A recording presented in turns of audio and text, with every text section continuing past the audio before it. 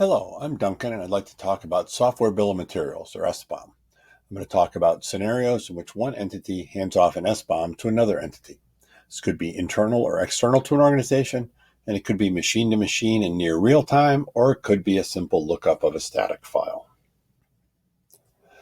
I assume you know the value of an SBOM, that it saves creators of software both time and money to know what is in what you are creating, e.g. avoiding duplication within your architecture and/or avoiding downstream maintenance costs associated with updating as vulnerabilities are announced. As a chooser of software, it allows you to comply with licensing obligations. As a user of software, it saves you time and money in reacting to new vulnerabilities when they are announced, including not wasting effort when a complete SBOM informs you that it does not contain the vulnerable software. There are plenty more benefits in the documentation at nti.gov/SBOM.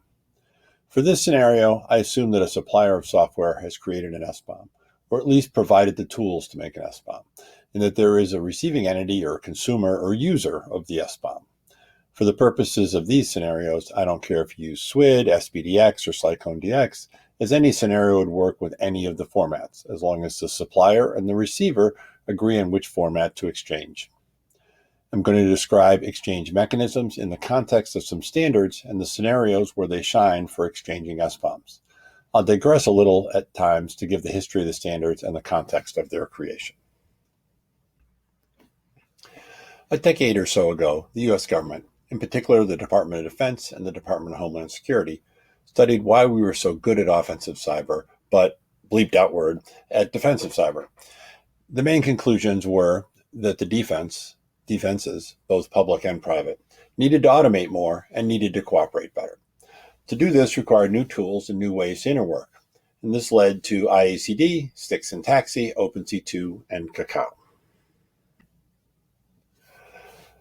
IACD, or Integrative Adaptive Cyber Defense, is an extensible, adaptive, vendor-agnostic approach to cybersecurity operations. IACD breaks down cyber defense into sensing, sense-making, decision-making, and acting. For more information, see iacdautomate.org. STIX and TAXII were developed as OASIS specifications to define threat intelligence and to share that threat intelligence. Cacao is the OASIS specification for sharing playbooks to allow the defense to share how to respond to a given attack. OpenC2 was developed as an OASIS specification for command and control of security. As a chief security architect at a major telecom, vendor lock-in annoyed me considerably, especially for technologies like firewalls, which have been around since Bellman and Tresick invented them back in the early 90s, and yet every one of them uses a unique command and control language to do the same thing. The Open Command and Control, or OpenC2 language, standardizes the commands to security technologies.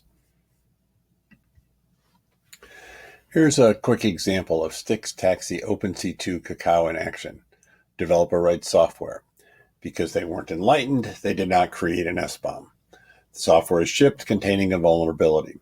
A bad guy develops an attack against this vulnerability and hacks the software. Indicators are used to detect the attack and shared among peers using STIX and TAXII.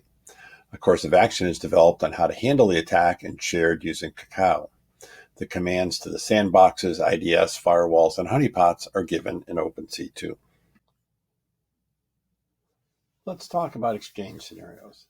Let's start with what we call the choose software role of the purchasing organization, or the acquisition process if you speak GovSpeak.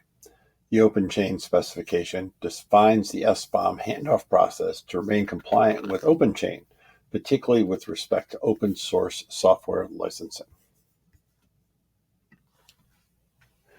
The IETF created MUD, Manufacturer Usage Descriptions, for devices to provide a means to signal to the network what sort of access and network functionality they require to properly function.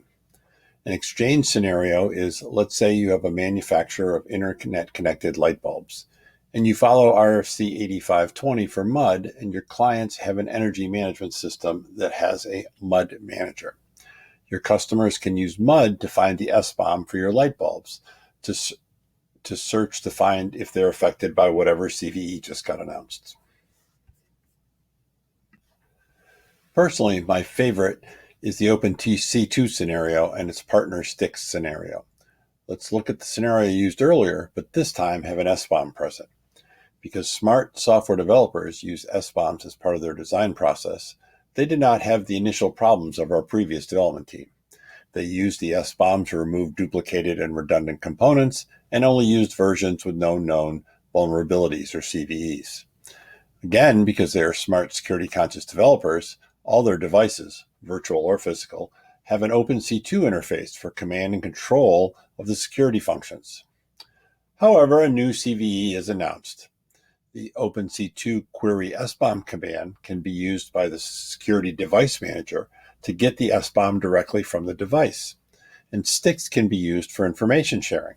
And Cacao can include steps on checking the SBOM and what to do when affected components are found, either patch if available or ancillary security controls if they are not.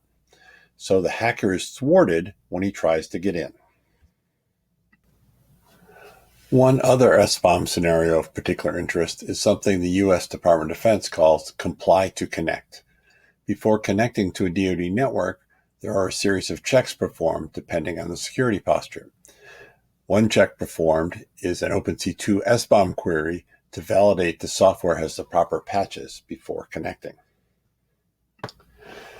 In summary, the SBOM exchange use cases shown were for OpenChain, MUD, OpenC2, and sticks. The previous scenarios may have implied these are alternatives to do the same thing. Actually, they are all complementary. OpenChain is human speed exchange as part of procurement. MUD does access control at an abstract level. OpenC2 deals with the specific IP addresses involved. Sticks carries the threat information associated with vulnerabilities of certain versions of software. Hopefully you found this informative.